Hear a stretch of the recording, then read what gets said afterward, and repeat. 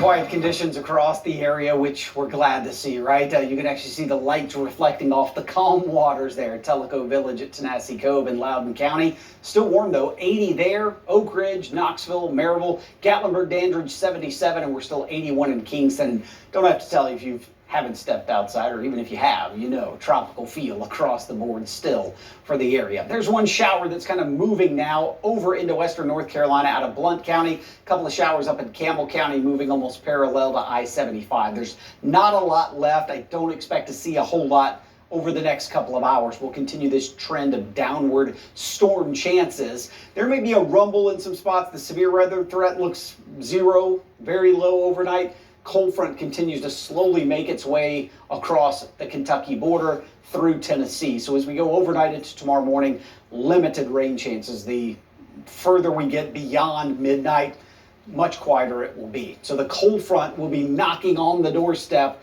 of our Georgia, Tennessee, Alabama border shortly. That will continue to dive southward overnight.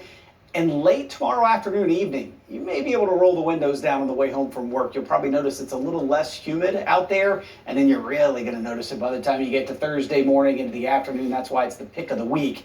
It's going to be very pleasant. Now, tomorrow morning, still a little muggy when you head out the door, upper 60s to right around 70 degrees, but by the afternoon, those mid 80s to low 80s north, it's going to feel pretty nice again, especially later in the day. The only downside for tomorrow, here's the smoke forecast. We've got some of those Canadian wildfire smoke plumes that'll still kind of be sliding through our area as we go through the day, and it's going to filter out the sunshine as we head through lunchtime into early afternoon. But then later in the evening, it should push its way south as the drier, more comfortable air comes in. But I just wanted to point this out. It's not going to be a deep blue sky. You may see that kind of overcast, yellowy orangish looking sky at times, but it's not close to the surface, so we're not expecting, health concerns, breathing concerns. Here's the nicest morning, Thursday, upper 50s to low 60s at, end of July. Hard to believe we're talking about this. And then mid 80s by the afternoon with, look at the comfort cast.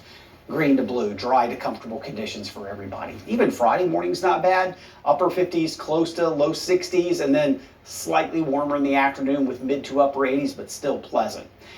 When does the rain return? Well, the weekend. We're going to see some rain chances, especially later Saturday. More likely, though, Saturday night into Sunday, because the dry air that we have in place retreats, and here comes the deeper moisture, just in time for the weekend. As of right now, there is an elevated risk for seeing some flash flooding late Saturday into at least early Sunday across our plateau counties, and I expect that to shift eastward as we go into Sunday. That's why we have our highest opportunity for rain on Sunday. It'll be a little cooler as well with those elevated rain chances, so maybe you can get some outdoor time done later in the week, and if your cubicle mates are missing Friday, it's not my fault.